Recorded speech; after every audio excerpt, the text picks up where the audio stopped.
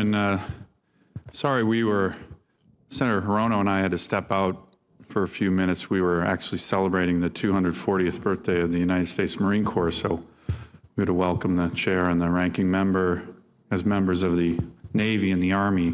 A dark day. Gentlemen, thanks very much for your testimony.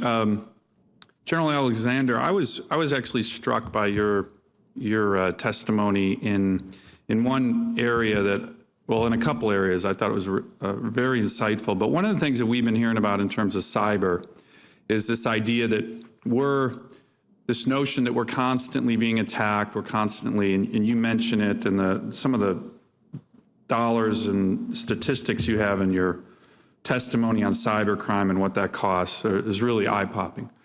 But there's been this notion of us being on defense. One thing that I liked about your testimony is that you talked about a little bit in terms of offense, where we've invented a lot of this technology. We're the leader in it still. So there's all kinds of opportunities for offense.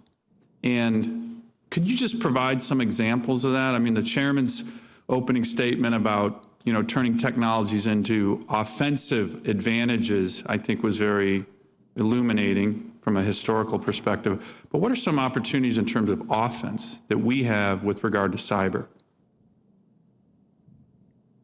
Well, there are a number of offensive capabilities. I think first and foremost, you have to be able to see what the adversary is doing. Hence the need for the commercial sector to be part of the solution so what's hitting them can be seen by everyone.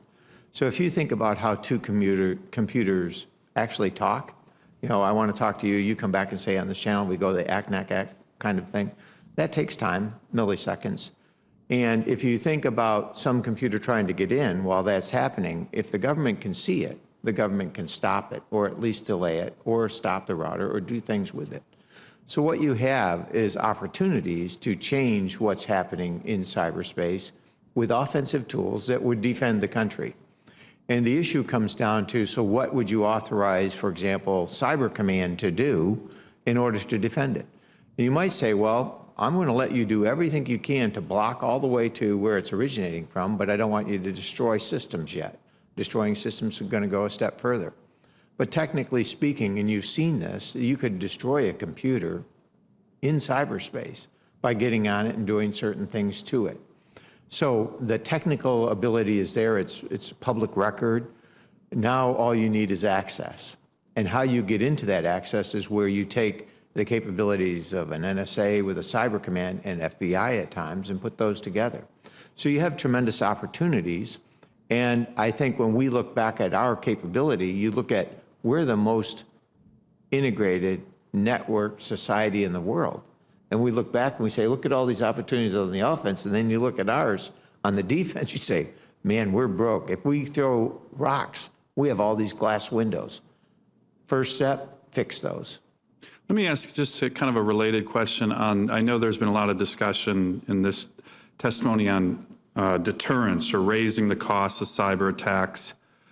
And it seems to me, and I would welcome any of your opinions, that if you're from an authoritarian regime like Russia or Iran or China, that they in some ways have an advantage because they can just deny and lie and no, we had nothing to do with that, and even though they did, or they do. But you mentioned, like one example to me, that the Iranians were attacking our financial system. I mean, would it make sense for us to say publicly that if you do that again, we will crash your entire financial sector? I mean, is that the kind of thing that we should be looking at in terms of raising the cost? Because it seems to me, if you're an authoritarian regime, you can lie about who is doing it, that the cost of actually all these attacks is almost minimal because we don't react. Should we maybe look at being a little more public and upping the ante and saying, if you do this, North Korea, Iran, China, we'll respond. And, in some of these countries, I'm sure we could crash their whole economy. I mean, what would be a problem with that kind of deterrence that makes it a little more transparent but raises the cost dramatically? And then of course, if we announce that, we'd have to act. Well, I'm curious, any of the panelists, what would you think of something a little more transparent from our perspective? And do we have a disadvantage when we're dealing with authoritarian regimes that routinely lie about this issue?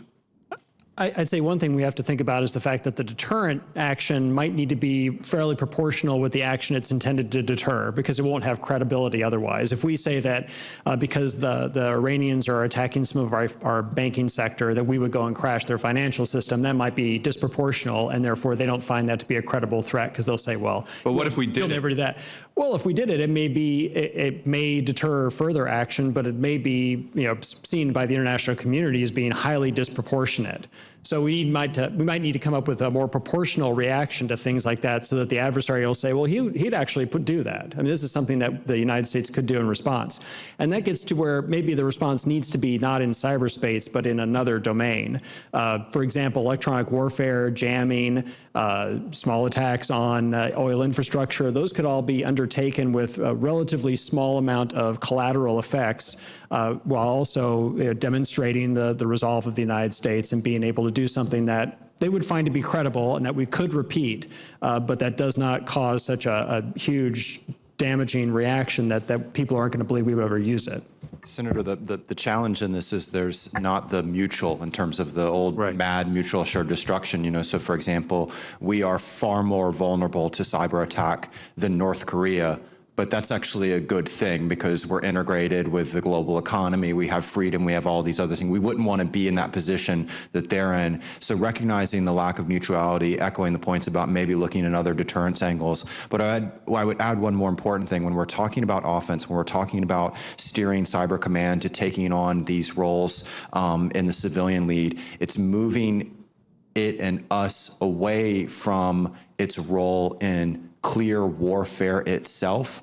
And the determinant of success or failure in future wars with cyber will not be thinking about it individually, but will be how it's integrated with other warfighting capacities. So the more we focus on, the power grid, the less it's integrating that cyber capability in terms of U.S. in war, using it to take down an air defense so it's cohesive with your warplanes going over, as, for example, Israel was able to pull off in Operation Orchard. So what I'm getting at is be careful of steering Cyber Command more and more towards civilian roles. Okay. It may lead us to success in non-war, but set us up for a fall in real war.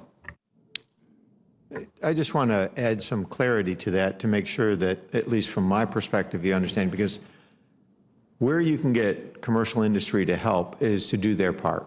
That's the war game in the effort. But Cyber Command in our Defense Department can't work without the energy sector. If that's shut down, we got a problem.